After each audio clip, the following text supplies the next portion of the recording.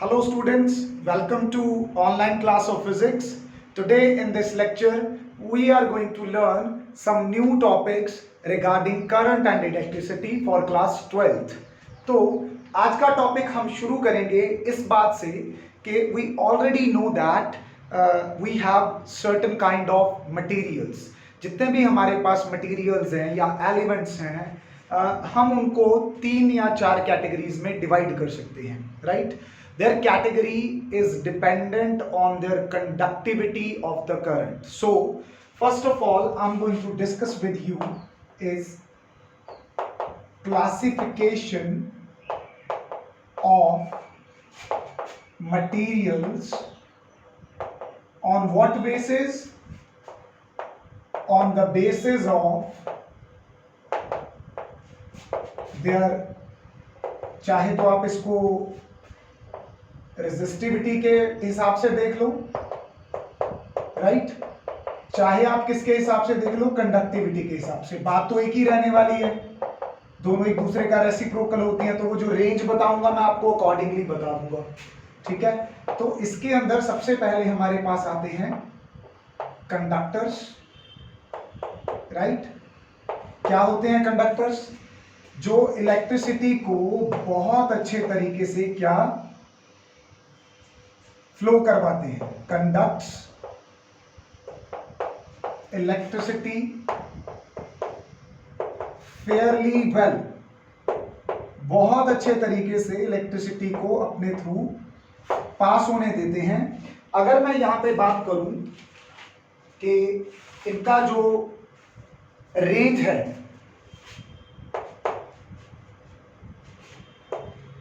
किसका? रेजिस्टिविटी का, वो 10⁻⁻8 ओम मीटर से लेके 10⁻⁻6 ओम मीटर तक होता है, राइट?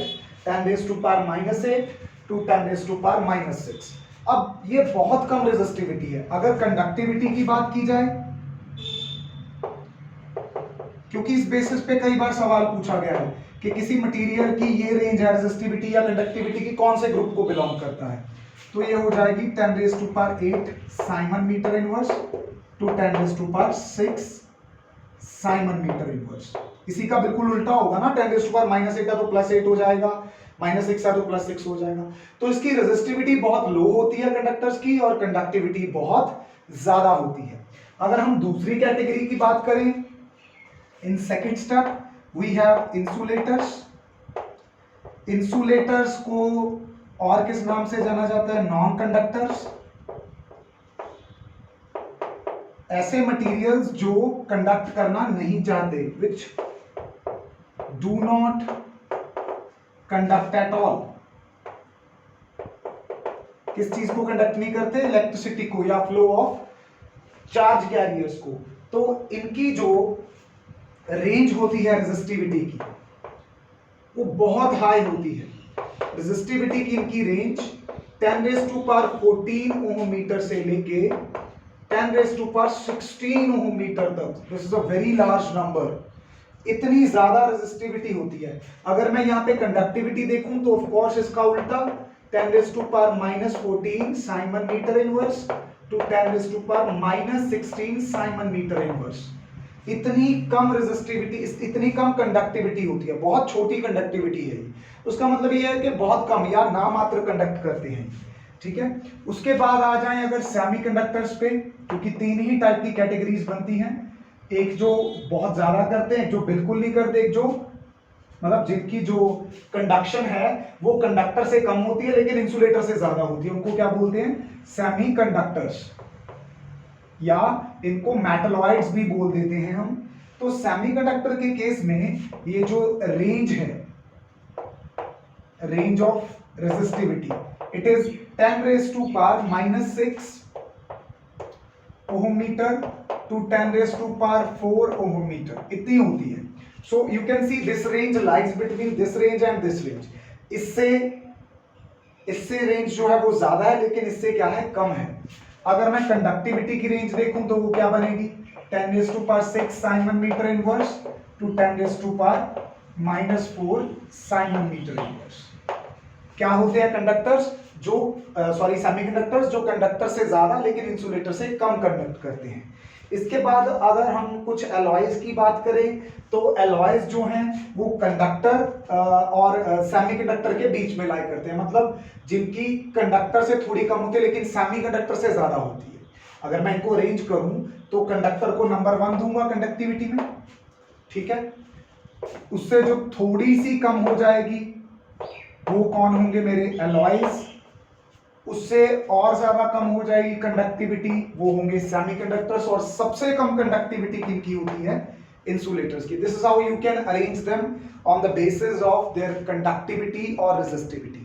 कंडक्टिविटी सबसे ज्यादा नंबर 1 पे किसकी, कंडक्टर्स की, नंबर 2 पे एलॉयज की, नंबर 3 पे सेमीकंडक्टर्स की, और सबसे कम कंडक्टिविटी किसकी होती है, इंसुलेटर्स की। तो ये रेंज आपसे पूछी जा सकती है। Have you got that? तो इसकी तो 10⁻8 ओहममीटर के आसपास होती है, राइट। इस चीज का ध्यान रखना, बॉर्डर पे लाई कर जाते हैं ये। चलो देयर आफ्टर उसके बाद हम क्या डिस्कस करने वाले हैं कि ये तो हमने डिस्कस कर लिया कि ये मटेरियल कंडक्ट करता है, ये नहीं कंडक्ट करता। अभी अगर किसी मटेरियल में कंडक्शन हो रही है तो वो किन की वजह से हो रही है, जैसे वो अपने ट्रक्स हैं, ट्रक्स के ऊपर लिखा देखा होगा goods carrier, GOODS, goods carrier. Goods carrier का मतलब सामान लेके जाने वाले। तो जब इलेक्ट्रिसिटी फ्लो करती है we say it is the flow of charge. Now charge is the property, it must be carried by some particle. तो उस प्रॉपर्टी को कौन कैरी करता है, मतलब एक्चुअल में कौन फ्लो करते हैं, तो उनको बोलते हैं हम करंट कैरियर्स, ठीक है। उसके बारे में डिस्कस कर लेते हैं। इसका क्वेश्चन कई बार शॉर्ट में पूछा गया है, ऑब्जेक्टिव में आ सकता है आपको, राइट। तो इन छोटे छोटे फैक्ट्स का भी ध्यान रखना है। इस बार के एग्जाम में क्या हुआ था, बेसिक क्वेश्चन ज्यादा पूछे गए थे और इंपॉर्टेंट क्वेश्चन जो हर बार डेरिवेशंस के ऊपर फोकस करते थे वो थोड़े कम पूछे गए थे रिसेंटली, अभी जो मार्च 2020 में एग्जाम हुआ है। So you have to be careful, you cannot leave anything, right? कुछ नहीं समझ आता तो उसके ऊपर थोड़ा टाइम ज्यादा लगा लो लेकिन सीखो उसको। तो हम यहाँ पे डिस्कस कर रहे हैं करंट कैरियर्स। क्या होते हैं current carriers, which carry charge और the flow of ये वाले पार्टिकल जो होते हैं their flow means the flow of electricity, ठीक है। करंट कैरियर्स क्या होते हैं, which carry charge and flow, which carry charge। Charge सिर्फ चार्ज कैरी करना जरूरी नहीं है, ऐसे तो प्रोटॉन भी करता है लेकिन इलेक्ट्रिसिटी में वो फ्लो थोड़ी करता है, तब तो इलेक्ट्रॉन्स फ्लो करते हैं। एंड फ्लो टू कॉन्स्टिट्यूट क्या बनाने के लिए, करंट। बात समझ में आई? चलो बच्चे, तो अभी मैं पहले डिस्कस करता हूं सॉलिड्स के अंदर कि सॉलिड्स के अंदर कौन कंडक्ट करता है। देखो सॉलिड में हमारे पास क्या चीजें हो सकती हैं, सॉलिड में या तो हमारे पास हमने अभी डिस्कस किया कि मेटल्स हो सकती हैं, all the metals are conductors, या फिर हमारे पास सेमीकंडक्टर्स हो सकते हैं जैसे कि सिलिकॉन, जर्मेनियम। तो मेटल्स के केस में कौन कंडक्ट करता है, फ्री इलेक्ट्रॉन्स। क्या होता है, every matter is made up of atoms. तो मेटल के जो एटम्स होते हैं उनके जो वैलेंस शेल इलेक्ट्रॉन्स होते हैं they are very loosely attached. उनके लूजली अटैच्ड होने की वजह से वो डिटैच हो जाते हैं and they are free to roam inside the conductor, walls of conductor, उसके अंदर कहीं भी घूम सकते हैं। So these free electrons carry electricity. Even अगर कोई इलेक्ट्रॉन थोड़ा सा अटैच्ड भी है अपने शेल्स में, तो जैसे ही उसको रूम टेम्परेचर या बाकी इलेक्ट्रॉन्स की कोलिजन का सामना करना पड़ता है या थोड़ी भी उसको एनर्जी मिलती है तभी वो फ्री हो जाता है। सेमीकंडक्टर्स के केस में फ्री इलेक्ट्रॉन्स भी हो सकते हैं और एक चीज और होती है जिसके बारे में आगे जाके पढ़ेंगे हम, holes. Now what is this hole, अभी ब्रीफ में बताऊंगा सिर्फ एक बात। The absence of electron from a bond makes a vacancy. वो वैकेंसी के ऊपर कौन सा चार्ज होता है, पॉजिटिव चार्ज, क्योंकि इलेक्ट्रॉन निकल गया वहां से। अल्टीमेटली मटेरियल वाज न्यूट्रल, जब इलेक्ट्रॉन निकल गया तो एक नेगेटिवली चार्ज पार्टिकल आजाद हो गया। तो आप क्या सोचते हैं, मैटर के ऊपर नेगेटिव चार्ज आएगा? नो, उस चीज को, उसकी न्यूट्रलिटी को बनाए रखने के लिए वैकेंसी के ऊपर कौन सा चार्ज लेके चलते हैं, पॉजिटिव, ताकि न्यूट्रल रहे वो सारा का सारा जो सैंपल है। तो hole is just the absence of electron. Hole के ऊपर पॉजिटिव चार्ज होता है और उतना ही होता है जितना इलेक्ट्रॉन के ऊपर होता है। ये दोनों होते हैं सॉलिड्स के अंदर। उसके बाद अगर मैं बात करूं इलेक्ट्रोलाइट्स की। इलेक्ट्रोलाइट्स में अपने क्या आ जाते हैं, केमिकल्स आ जाते हैं। तो यहां पे पॉजिटिव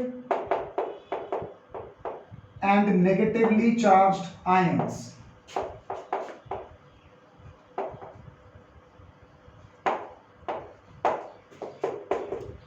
ठीक है।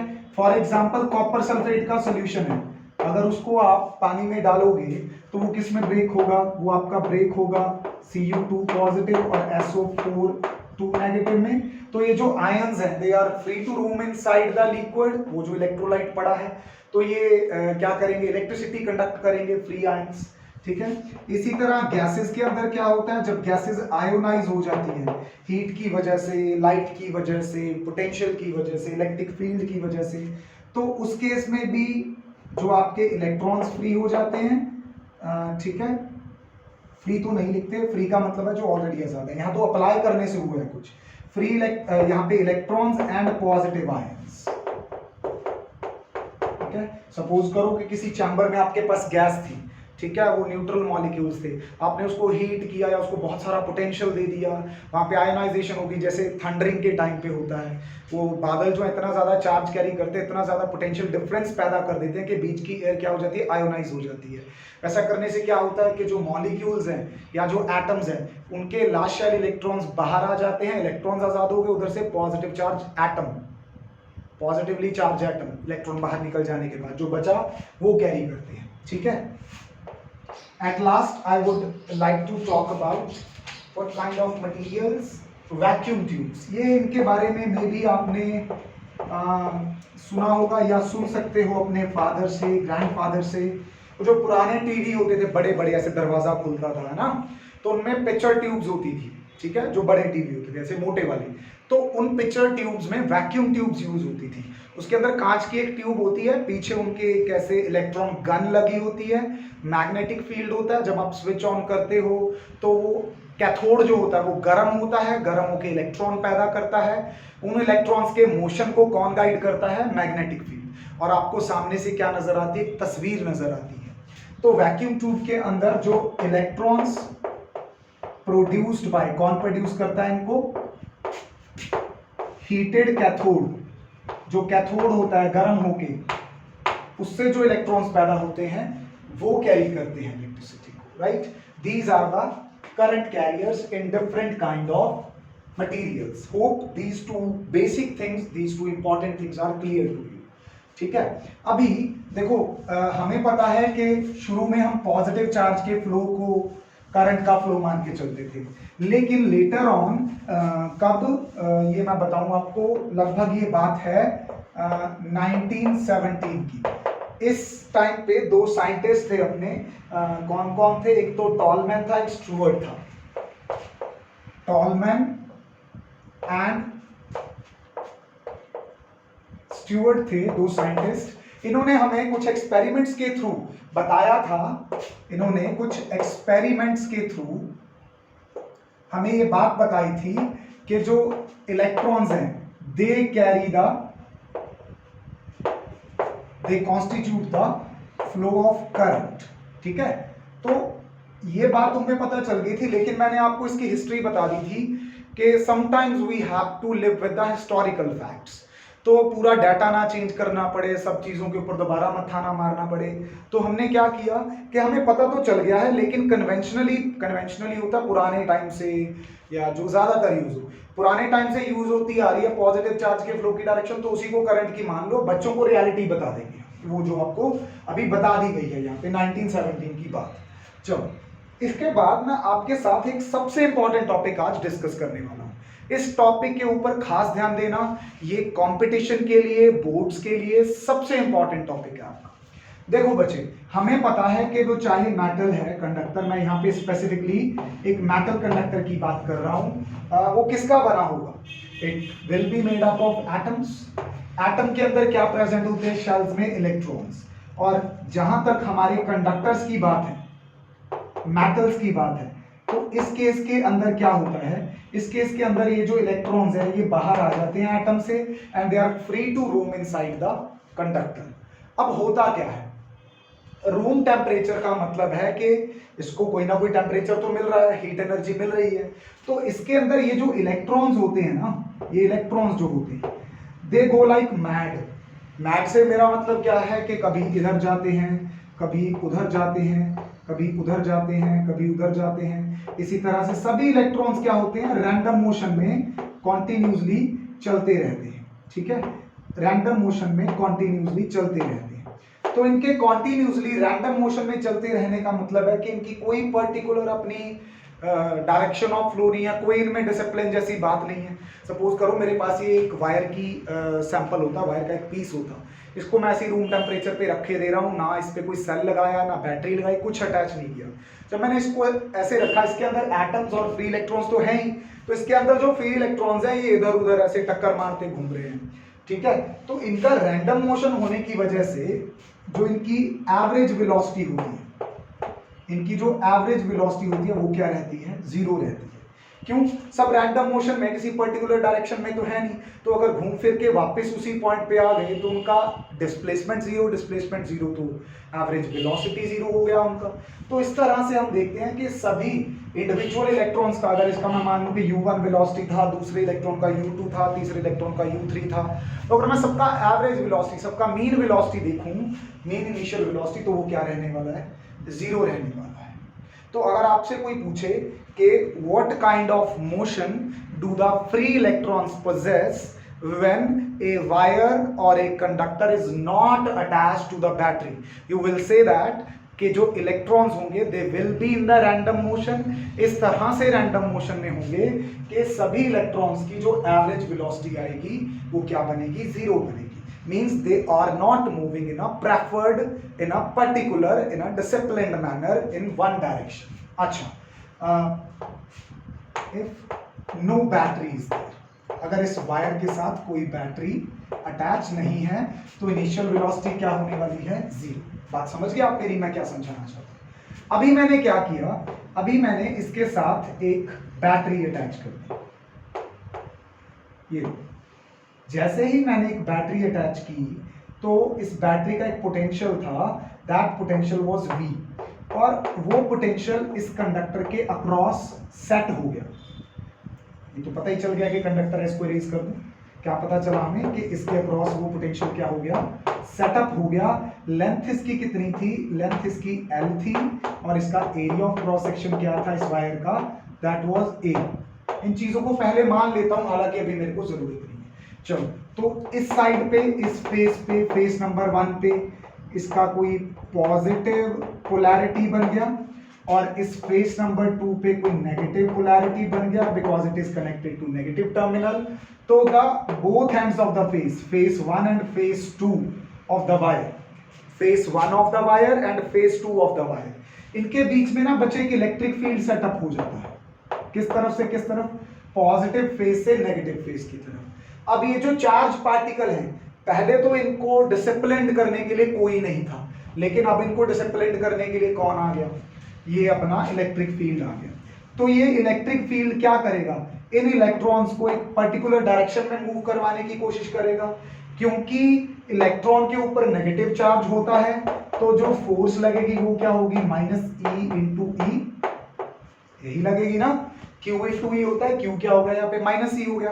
तो F और E के बीच में नेगेटिव साइन आने का मतलब क्या है, जब दो वेक्टर ऐसे लिखे जाएं, A vector is equal to let's say minus of B vector, तो इसका मतलब चलो इक्वल तो है, यहाँ उसका कोई मकसद नहीं है, लेकिन नेगेटिव साइन का मतलब है कि A और B की डायरेक्शन उल्टा है, तो फोर्स की डायरेक्शन इलेक्ट्रिक फील्ड की डायरेक्शन से उल्टा है। इलेक्ट्रिक फील्ड जा रहा है 1 से 2 की तरफ, तो फोर्स लगेगी 2 से 1 की तरफ। अब जिस तरफ फोर्स की डायरेक्शन होती है according to Newton's law of motion, जिस तरफ फोर्स की डायरेक्शन होती है उसी तरफ एक्सेलरेशन होती है। उसका मतलब जो इलेक्ट्रॉन्स पहले रैंडम मोशन में थे वो एक पर्टिकुलर डायरेक्शन में मूव करने लगेंगे, और वो डायरेक्शन क्या होगी, that direction will be opposite to the applied electric field. बात समझ रहे हो, जब बैटरी अटैच कर दी तो क्या होगा, एक potential will set up an electric field across the wire, बहुत इंपॉर्टेंट क्वेश्चन है ये, पूछा जाता है एग्जाम में थ्योरेटिकली कि क्या क्या होगा। आपको प्रोसेस, इवेंट्स, घटनाएं समझ में आनी चाहिए, फिजिक्स समझ में आ जाएगी, ठीक है। तो एक पोटेंशियल सेटअप होगा, पोटेंशियल की वजह से इलेक्ट्रिक फील्ड सेटअप होगा, जो इलेक्ट्रॉन्स हैं, फ्री इलेक्ट्रॉन्स रादर जो हैं, will start moving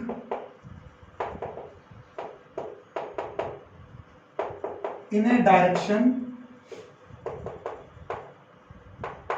opposite to electric field, ठीक है। और ये क्या होंगे, एक्सेलरेट करेगा इलेक्ट्रिक फील्ड इनको, एक्सेलरेटेड बाय इलेक्ट्रिक फील्ड। तो ये आपके पहले 2 क्वेश्चन तैयार हो गए थ्योरेटिकल, जो बोर्ड आपसे पूछ सकता है। चलो, एक्सेलरेट होने स्टार्ट हो गए, कुछ और होगा यहाँ पे।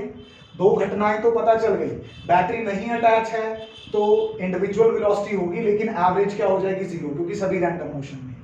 बैटरी अटैच कर दी तो सभी एक पर्टिकुलर डायरेक्शन में मूव करने लगेंगे, इलेक्ट्रिक फील्ड उनको गाइड भी करेगा, एक्सेलरेट भी करेगा। अच्छा, तो अगला सवाल आता है कि एक्सेलरेट होने का मतलब होता है वेलोसिटी गेन करते जाना। तो क्या यहाँ पे ये मतलब है कि एक्सेलरेट होते जा रहे हैं, होते जा रहे हैं, होते जा रहे हैं, होते जा रहे हैं, वेलोसिटी बढ़ती जा रही है, तो क्या ऐसे बढ़ते बढ़ते बढ़ते बढ़ते इनफाइनाइट वेलोसिटी गेन कर लेगा इलेक्ट्रॉन इसके अंदर, या फिर वहां पे उसको ऑब्स्ट्रक्ट करने वाला कोई है? आप मेरे को एक बात बताओ, इलेक्ट्रॉन्स के अलावा कंडक्टर के अंदर कुछ नहीं है भैया। पॉजिटिवली चार्ज एटम जो पीछे बच गए थे, इनको छोड़ने के बाद इनको कहा कि जाओ घूम लो, लेकिन वो तो है ना अभी, तो वो यहाँ पे सिचुएटेड है। अगर मैं आपको किसी और कलर से यहाँ पे दिखाने की कोशिश करूँ, आई होप यू कैन सी, तो यहाँ पे हमारे पास वो जो पॉजिटिवली चार्ज्ड एटम्स हैं या इम्प्योरिटीज हैं इसके अंदर, वो तो पड़ी है ना अपनी जगह पे। तो ये इलेक्ट्रॉन क्या ऐसे बच के निकल लेंगे दूसरे फेज से पहले फेज पे? इनकी बार बार क्या होगी, इन पेरेंट एटम से कोलिजन होगी। पेरेंट एटम क्यों? इन्होंने ही उसको पैदा किया था, भेजा था, तो इन्हीं के साथ इनकी टक्कर होनी शुरू हो जाएगी। इलेक्ट्रॉन्स में इमोशंस थोड़ी हैं, ठीक है, रेबल करेंगे। वो रेबल करने का मतलब है कि उनके साथ स्ट्राइक करेंगे, कोलाइड करेंगे। देखो, मैं इलेक्ट्रॉन हूं, इलेक्ट्रिक फील्ड ने मुझे पे फोर्स लगा के मुझे कुछ एक्सेलरेशन दे दी, मैं भागता जाऊंगा वहां पे। जैसे मैं भागता जाऊंगा आगे, मैं किसी चीज से टकरा जाऊंगा, तो जैसे ही मैं टकराऊंगा, जो मैंने वेलोसिटी गेन की थी वो मेरी क्या हो जाएगी, कम।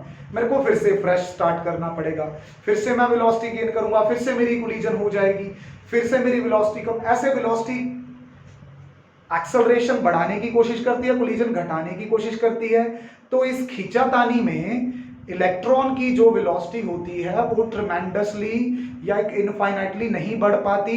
एक टाइम के बाद, एक पर्टिकुलर मोमेंट के बाद वो जो वेलोसिटी होती है वो कांस्टेंट हो जाती है। सो वी से दैट कि जो इलेक्ट्रॉन है, एक चीज उनकी वेलोसिटी बढ़ाने पे लगी हुई है, दूसरी घटना उनकी वेलोसिटी घटाने पे लगी हुई है। तो कुछ बीच का देख के इनकी एक एवरेज वेलोसिटी एक्वायर हो जाती है। उस एवरेज वेलोसिटी ऑफ इलेक्ट्रॉन्स जिसके साथ वो मूव कर रहे हैं under the effect of electric field, that average constant velocity is known as drift velocity. क्या बोलते हैं उसको? ड्रिफ्ट वेलोसिटी बोलते हैं। आई होप ये कहानी समझ में आ गई होगी सारी आपको। पहले रैंडम मोशन में थे, बैटरी लगाई, एक पर्टिकुलर मोशन में हो गए, इलेक्ट्रिक फील्ड इनको एक्सेलरेट कर रहा है। एक्सेलरेट का मतलब वेलोसिटी बढ़ती जानी चाहिए, पर एक बात भूल गए थे कि टक्कर भी तो होती है, तो टक्कर वेलोसिटी कम कर देगी, इलेक्ट्रॉन को फिर से स्टार्ट करना पड़ेगा वेलोसिटी बढ़ाना। तो ऐसा करते करते इस खींचातानी में, एक तरफ घटाने में एक तरफ बढ़ाने में, उनकी जो वेलोसिटी है कुछ मोमेंट के बाद एक कांस्टेंट हो जाती है, एवरेज कांस्टेंट हो जाती है।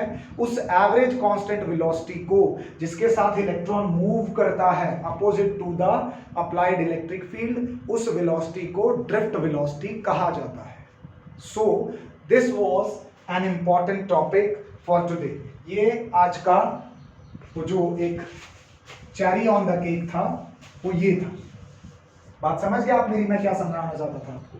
तो इन सारे फैक्ट्स को मैं एक बार फिर से टॉप से लेके आपको प्रॉपरली डेरिवेशन करवाता हूं कि वो एक्सेलरेशन कितनी होगी, कैसे होगा, कितनी वेलोसिटी बनेगी। तो हेडिंग बना लेते हैं यहाँ पे। हम क्या डिस्कस कर रहे हैं? हम डिस्कस कर रहे हैं ड्रिफ्ट वेलोसिटी। क्या डिस्कस कर रहे हैं? Drift velocity. क्या होती है drift velocity? Average constant velocity acquired by electrons, free electrons, under the influence of electric field inside a conductor। बात समझ में आ गई ना? अब तो आपको सारी मैंने स्टोरी बता दी पूरी, शुरू से लेके एंड तक, ठीक है। तो जब बैटरी अटैच नहीं थी तब क्या हुआ था? तब इनकी एवरेज वेलोसिटी जो थी सभी की इलेक्ट्रॉन्स की वो 0 थी, क्योंकि रैंडम मोशन में थे, ठीक है। कौन से मोशन में थे? रैंडम मोशन में थे। उसके बाद क्या हुआ? बैटरी अटैच कर दी। जब बैटरी अटैच की तो एक इलेक्ट्रिक फील्ड सेटअप हो गया। उस इलेक्ट्रिक फील्ड ने इलेक्ट्रॉन्स के ऊपर फोर्स लगाने की कोशिश की और फोर्स लगा के उनको एक्सेलरेट करने की कोशिश की। तो F is equal to q E से माइनस ई आ गया, F की वैल्यू हमने भर दी, तो इलेक्ट्रॉन्स की एक्सेलरेशन कितनी आ गई? ये आ गई, ठीक है तो एक्सेलरेशन ही, वो तो बाद में कांस्टेंट हुई है। तो फर्स्ट इक्वेशन ऑफ मोशन अगर मैं यहां पे यूज करूं, फर्स्ट इक्वेशन ऑफ मोशन क्या होती थी हमारे पास? v is equal to u plus a t. तो अगर इसको, ये तो एक सिंगल पार्टिकल के लिए, एक सिंगल इलेक्ट्रॉन के लिए, हमारे पास यहाँ अबंडेंस में है इलेक्ट्रॉन, तो मुझे सभी की क्या ले लेनी चाहिए? एवरेज। तो फाइनल वेलोसिटी की एवरेज, इनिशियल वेलोसिटी की एवरेज, और ये वेक्टर फॉर्म में अप्लाई कर रहे हैं हम इक्वेशन, ठीक है। प्लस एक्सेलरेशन तो सबकी एक समान है, वो तो क्योंकि सबका चार्ज सेम, सब इलेक्ट्रिक फील्ड पूरी जगह पे कांस्टेंट है कंडक्टर के अंदर, ठीक है।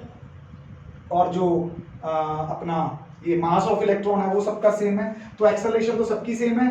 अब एवरेज टाइम, पहले तो इस टी एवरेज को क्लियर कर ले। यहां पे देखो ये दो पॉइंट्स हैं, इलेक्ट्रॉन मूव करने लगा, इससे टकरा के अभी चला ही था, इसके साथ टकरा गया, फिर यहाँ पे कोई पॉइंट है, इसने इसको इधर चैनलाइज कर दिया, फिर इससे टकरा गया, फिर इधर कोई पड़ा था। सपोज करो जाता नेट उधर को ही है, बैटरी जब अटैच कर देना तो जाता नेट उधर को ही है, लेकिन it may have to suffer collisions, ठीक है। तो एक पार्टिकल से टकराने के बाद दूसरे से टकराएगा, दूसरे से तीसरे से, तीसरे से टकराने के बाद चौथे से। दो कोलिजन के बीच में कितने टाइम के लिए इलेक्ट्रॉन रिलैक्स रहता है? रिलैक्स रहने का मतलब उसकी किसी के साथ कोलिजन नहीं होती, उस टाइम को हम कौन सा टाइम बोलते हैं? उस टाइम को हम बोलते हैं रिलैक्सेशन टाइम। कौन सा टाइम बोलते हैं? Relaxation time. The time between two successive, successive का मतलब लगातार, पहले नंबर कोलिजन से दूसरे नंबर कोलिजन के बीच में जो इलेक्ट्रॉन है, जिसमें इलेक्ट्रॉन किसी और चीज से कोलाइड नहीं करता, रिलैक्स रहता है, उस टाइम को रिलैक्सेशन टाइम बोला जाता है। उसको डिनोट करते हैं टॉ के साथ। टॉ का मतलब है यहाँ पे कि अगर आपके पास काफी सारे इलेक्ट्रॉन है, पहले का टाइम t1 है, दूसरे का टाइम t2 है, तीसरे का टाइम, सबका टाइम अलग अलग होगा ना, पहले और दूसरे के कोलिजन के बीच में पता नहीं एक इलेक्ट्रॉन को कितना टाइम लगेगा, दूसरे को कितना, तीसरे को कितना, तो सबकी एवरेज ले लें तो क्या बनता है? रिलैक्सेशन टाइम बनता है। तो यहां भी मैं t की क्या ले रहा हूं? एवरेज। तो अगले स्टेप में मैं क्या लिखूंगा कि जो मेरी एवरेज वेलोसिटी है, this is my drift velocity by definition, this is my drift velocity. ये अपनी क्या है? शुरू से ही 0। एक्सेलरेशन की अपनी वैल्यू क्या है? Minus of e upon m, और एवरेज टाइम को क्या बोल देते हैं? Relaxation time. इसकी प्रोनाउंसिएशन है टॉ। क्या प्रोनाउंसिएशन है? टॉ। क्या प्रोनाउंसिएशन है? टॉ, TAU, टॉ प्रोनाउंसिएशन है इसकी। तो यहां से आपके पास ड्रिफ्ट वेलोसिटी का फॉर्मूला आ जाएगा। लेट मी इरेज इट, इस डायग्राम को रख लेता हूं, बाद में मेरे काम की। रिलैक्सेशन टाइम वाली टर्म अपने ध्यान में रखना। तो ये बन जाएगा ड्रिफ्ट वेलोसिटी, डी सबस्क्रिप्ट में है, is equal to minus e tau upon m. ठीक है बच्चों, ओके, एक तो फॉर्मूला इसका ये भी बन सकता है, अगर मैं इसका मैग्नीट्यूड देखूं तो इधर से नेगेटिव साइन भी चला जाएगा और इसके ऊपर भी मॉडुलस आ जाएगा, टॉप ऑन एम हो जाएगा। आप समझ रहे हो? तो ये हो गया स्केलर फॉर्म में, ठीक है। अच्छा, फिर हमें पता है कि अगर L इसकी लेंथ है कंडक्टर की, इसके बीच में B पोटेंशियल सेटअप हुआ है, तो इलेक्ट्रिक फील्ड को आप E को आप V/L वाले फॉर्मूला से भी लिख सकते हो। तो यहां से कोई ना कोई कॉन्सेप्चुअल क्वेश्चन आ जाता है कि पोटेंशियल बढ़ाने से ड्रिफ्ट वेलोसिटी पे क्या फर्क पड़ेगा। अगर आप V बढ़ाओगे तो ड्रिफ्ट वेलोसिटी भी बढ़ जाएगी। तो ऐसे रिलेशंस का आपको ख्याल रखना है। अभी ये मैंने बता दिया कि Vd इज कांस्टेंट, वो इनफाइनाइटली नहीं बढ़ती है। तो आई होप ये ड्रिफ्ट वेलोसिटी का कॉन्सेप्ट आपको अभी पूरी तरह से क्लियर है। आज की एक अगली छोटी सी चीज मैं डिस्कस करने वाला हूं जो आपके दिमाग में आ सकती है कि सर इस ड्रिफ्ट वेलोसिटी से करंट के ऊपर क्या प्रभाव पड़ेगा। Is it going to affect the value of current? Yes, it is going to. बेटा, what is current? Current is equal to charge upon time, right? What is charge? Equal to total number of electrons into charge on one electron. Time क्या होता है? Distance upon speed. Electron किस speed से move कर रहे हैं? Drift speed से, drift velocity से। अब n इसके टोटल नंबर ऑफ इलेक्ट्रॉन्स है, ठीक है। अब इसके अंदर हम सपोज कर लेते हैं कि n क्या है? Number of electrons per unit volume. एक इकाई वॉल्यूम में small n number of electrons है। तो इस कंडक्टर का टोटल वॉल्यूम कितना हो गया? A इसका एरिया ऑफ क्रॉस सेक्शन है, L इसकी लेंथ है, तो इसका वॉल्यूम हो गया A इंटू L। अगर एक इकाई वॉल्यूम में n नंबर ऑफ इलेक्ट्रॉन्स है तो AL में कितने होंगे? ALN। आउटसाइड E वैसे ही आ गया, L as it is, drift velocity भी पलट के ऊपर चला गया, L के साथ L कैंसल। आपका करंट किसके इक्वल आ गया? ANEVD। So you can very clearly see कि current is directly proportional to drift velocity। जितनी तेजी से वो ड्रिफ्ट करेंगे उतना ज्यादा करंट होगा। This is how you can see it। अच्छा, even this is the relation between current and drift velocity, बड़ा इंपॉर्टेंट है। अगर आप A को नीचे ले आओ तो क्या होगा? I upon A is equal to NEVD। What is I upon A? Current per unit area, that's current density। तो ये क्या बनेगा? This will become J is equal to NEVD। बात समझ गए? अगर वेक्टर फॉर्म में कोई लिखना चाहे तो ऐसे लिख दे। इसका मतलब यहाँ पे करंट डेंसिटी और ड्रिफ्ट वेलोसिटी की डायरेक्शन सेम है, ठीक है। तो अगर इलेक्ट्रॉन्स, हाँ, मैग्नीट्यूड देख रहे हैं तो ये आ जाएगा। So this is the relation between current and drift velocity. This is the relation between current density and drift velocity. I hope कि ये टॉपिक आपको बिल्कुल क्लियर है। आगे इसकी और एप्लीकेशंस पढ़ेंगे and we will do some numerical problems. This is all for today. Thank you.